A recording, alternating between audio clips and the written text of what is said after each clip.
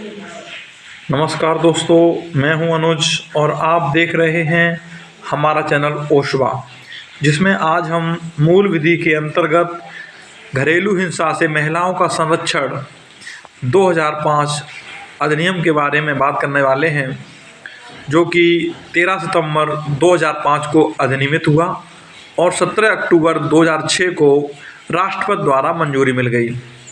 दोस्तों, इसमें सबसे पहले जान लेते हैं व्यथित व्यक्ति क्या होता है। व्यथित व्यक्ति वह है जो रेस्पोंडेंट की घरेलू नातेदारी में है।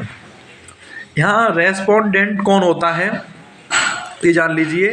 रेस्पोंडेंट जो होता है वह उत्तरदायी व्यक्ति होता है। जो उत्तरदायी रहेगा उसी को ही रेस्पोंडेंट बोलते हैं। दूसरी परिभाषा देखते हैं घरेलू नातेदारी। घरेलू नातेदारी क्या होती है? साझी गृहस्थी में एक साथ या किसी समय एक साथ रह चुके हों तो ऐसी नातेदारी को घरेलू नातेदारी माना जाता है। धारा 3 के अंतर्गत घरेलू हिंसा की परिभाषा समझाई गई है कि आखिर क्या क्या चीज़ें हैं जो घरेलू हिंसा के अंतर्गत आती हैं। इसमें शारीरिक दुरुपयोग, अगर आपका शारीरिक दुरुपयोग किसी तरीके से हो रहा है। लैंगिक दुरुपयोग, आपके साथ गलत तरीके से आपका यौन शोषण हो रहा है, उसे लैंगिक दुरुपयोग माना जाता है। मौखिक दुरुपयोग अर्थात गाली गलौज करना, ये सभी मौखिक दुरुपयोग में आता है, गलत शब्दों का प्रयोग। दूसरा है भावनात्मक, अगर आपकी भावनाओं को ठेस पहुंचा जा रहा है वह भी घरेलू हिंसा में ही आता है। आर्थिक दुरुपयोग, आपको बेवकूफ़ बना करके आपसे रुपया ले लिया जा रहा है तो आर्थिक दुरुपयोग इस तरीके के केस में होता है। ये सभी चीज़ें आपको घरेलू हिंसा के अंतर्गत देखने को मिलेंगी। एक बार फिर जान लीजिए, अगर आपका शारीरिक दुरुपयोग हो, लैंगिक दुरुपयोग हो, मौखिक दुरुपयोग हो, भावनात्मक दुरुपयोग हो या आर्थिक दुरुपयोग हो, इन सभी केसों में धारा 3 के अंतर्गत घरेलू हिंसा बनती है। आईपीसी में भी इसके लिए प्रावधान किया गया है। आईपीसी की एक धारा है 498 का, जिसमें बताया गया है कि पति या पति के नातेदार द्वारा अगर स्त्री के साथ क्रूरता की जा रही है तो उसके लिए दंड का प्रावधान है। दंड कितना मिलेगा? आपको 3 वर्ष का दंड और साथ में जुर्माना देना होगा। जो आपका अधिनियम ये घरेलू हिंसा का है, यह सिविल नागरिक विधि है। इसके भूतलक्षी प्रभाव हैं। इसमें 5 अध्याय हैं, 37 धाराएं हैं। अध्याय 2 में घरेलू हिंसा जो समझाई गई है वो धारा 3 के अंतर्गत समझाई गई है। नेक्स्ट देखते, महानगर मजिस्ट्रेट या प्रथम वर्ग न्यायिक मजिस्ट्रेट ही इन मामलों को देख सकता है। अर्थात घरेलू हिंसा से जुड़े जो भी मामले हैं वो महानगर मजिस्ट्रेट या प्रथम वर्ग न्यायिक मजिस्ट्रेट के अंतर्गत आता है।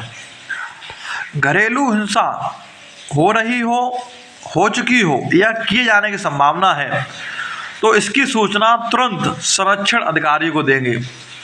पुलिस अधिकारी, संरक्षण अधिकारी या सेवा प्रदाता अर्थात जो एनजीओ चलते हैं, मजिस्ट्रेट को घरेलू हिंसा का परिवाद प्राप्त होने पर क्या कर्तव्य होंगे? जैसे अधिकारों की सूचना देनी है। इसमें क्या क्या है? आपका संरक्षण आदेश है। इसमें आपके संरक्षण की आपको गारंटी दी जाएगी कि आप सुरक्षा में रहेंगे। धनी आदेश, अगर आपको धन की कोई समस्या आ रही है तो धनी आदेश भी कराया जाएगा। अभिरक्षा आदेश, आपकी रक्षा का उत्तरदायित्व लिया जाएगा। निवास आदेश, अगर आपको तंग किया जा रहा है जहां आप रह रहे थे तो आपके लिए निवास आदेश भी होगा और प्रतिकर आदेश भी रहता है। दूसरी बात है एनजीओ आपके लिए उपलब्ध रहते हैं। एनजीओ अर्थात जहां आपको निःशुल्क सुविधा प्रदान की जाती है। दूसरी बात, संरक्षण अधिकारी के सेवाओं की उपलब्धता। संरक्षण अधिकारी आपको हर समय मौजूद मिलेगा। जब चाहेंगे आप तब संरक्षण अधिकारी से सेवा ले सकते हैं। निःशुल्क कानूनी सहायता, अर्थात अगर आपके साथ कुछ बुरा हुआ है, अर्थात घरेलू हिंसा हुई है, तो आप पर किसी भी तरीके की कोई कानूनी सहायता के लिए रुपए की मांग नहीं की जाएगी, निःशुल्क आपकी कानूनी सहायता की जाएगी। उसके बाद अगर आपका इनके अंदर सुनवाई नहीं हो पाती ढंग से, तो आप चाहेंगे 498A के तहत आप शिकायत दर्ज करा सकते हैं। आपको पहले बता चुके हैं कि 498A क्या होती है, जिसमें पति या पति के नातेदार द्वारा जो स्त्री के साथ क्रूरता होती है उसको ही IPC की धारा 498A के अंतर्गत रखा गया है। ये भी जान लीजिए, शिक्षण अधिकारी होता कौन है? प्रत्येक जिले में जितने आवश्यक हों उतनी महिलाओं को भी वरीयता दी गई है। देखो, अगर महिला के साथ कोई भी घरेलू हिंसा हुई है तो उसके लिए एक ऐसी महिला नियुक्त की गई है जो आपको अपने संरक्षण में रखेगी। उसी को इस अधिनियम के अंतर्गत संरक्षण अधिकारी बोला गया है। कर्तव्य क्या क्या होंगे संरक्षण अधिकारी के? जो भी आपको संरक्षण दे रही होगी अधिकारी लेडीज, तो उसके कर्तव्य हैं मजिस्ट्रेट की सहायता। जो मजिस्ट्रेट हैं उनकी सहायता करेगी, घरेलू हिंसा की रिपोर्ट मजिस्ट्रेट को देगी, चिकित्सकीय परीक्षण करवाएगी। अगर आपके साथ किसी तरीके की मारपीट हुई है तो उसकी मेडिकल में ले जा करके आपको मेडिकल पूरा परीक्षण होगा।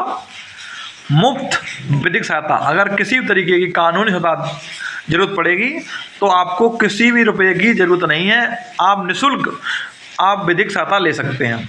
सुरक्षित आश्रय गृह, अर्थात आपको एक ऐसी जगह रखा जाएगा जहां आप बिल्कुल सुरक्षित हों। और जो आश्रय गृह आपको प्रदान करवाएगा वो कौन करवाएगा? संरक्षण अधिकारी। संरक्षण अधिकारी के आप अंडर में रहेंगे। अच्छा, अगर आपको दिक्कत हो रही है, अगर किसी के साथ भी घरेलू हिंसा हो रही है तो किसको आवेदन करेगा? मजिस्ट्रेट को आवेदन करेगा। कौन करेगा? व्यथित व्यक्ति कर सकता है, या फिर जो संरक्षण अधिकारी है वह कर सकता है, या फिर व्यथित व्यक्ति की ओर से कोई अन्य जो आपके साथ जुड़ा हुआ है वह कर सकता है। और 3 दिन के अंतर्गत आपकी घरेलू हिंसा की रिपोर्ट का संज्ञान ले लिया जाएगा। 60 दिन के भीतर मामले का निपटारा होगा। सुनवाई की तारीख की सूचना 2 दिन के भीतर मजिस्ट्रेट संरक्षण अधिकारी के माध्यम से प्रत्याशी को दे देगा। अपील जो होती है 30 दिन के भीतर सेशन न्यायालय में की जा सकेगी। संरक्षण अधिकारी कौन होता है? लोक सेवक। अब बात ये कर लेते हैं कि इस तरीके के जो अपराध होते हैं ये किस श्रेणी में आते हैं। देखिए, जो भी घरेलू हिंसा से जुड़े अपराध हैं वह संज्ञेय माने जाते हैं और गैर जमानती हैं। इसमें जमानत का कोई प्रावधान नहीं है। संज्ञेय अर्थात बहुत ज़्यादा ये खतरनाक अपराधों में इनकी गिनती होती है, तो इसमें ये गैर जमानती है, इसमें जमानत नहीं होती है। अच्छा, इनसे जुड़े कुछ केसेस भी हुए हैं, उनको भी आपको बता देते हैं। कौन कौन से महत्वपूर्ण फैसले आए थे जिसमें घरेलू हिंसा की गई थी। SR बत्रा बनाम तरुण बत्रा 2006 में हुआ था। D.V. लुसामी बनाम D. पच्चीमाला 2010 में हुआ। इंद्र शर्मा बनाम BKV शर्मा 2013 में हुआ। संध्या मनोज वानखेड़े बनाम मनोज वानखेड़े 2011 में हुआ। आशीष दीक्षित बनाम UP राज 2013 में। कृष्ण भट्टाचार्य बनाम सारथी चौधरी 2015 में। और ललता टोप्पो बनाम झारखंड राज 2018 में। बीडी भनौत बनाम सविता भनौत 2012 में। इस तरीके के जो केस स्टडी सामने आई, ये सभी केस स्टडी जो हैं घरेलू हिंसा से संबंधित थी। दोस्तों, घरेलू हिंसा से जुड़े जो भी तथ्य थे यहाँ आपके सभी बता दिए गए हैं। हम फिर मिलेंगे एक नए वीडियो के साथ। तब तक के लिए हमारे चैनल को सब्सक्राइब करके जुड़े रहिए। अगर आप और वीडियो प्राप्त करना चाहते हैं तो हमारे वीडियो को अधिक से अधिक शेयर करें, लाइक करें और हमसे जुड़े रहें। नमस्कार दोस्तों।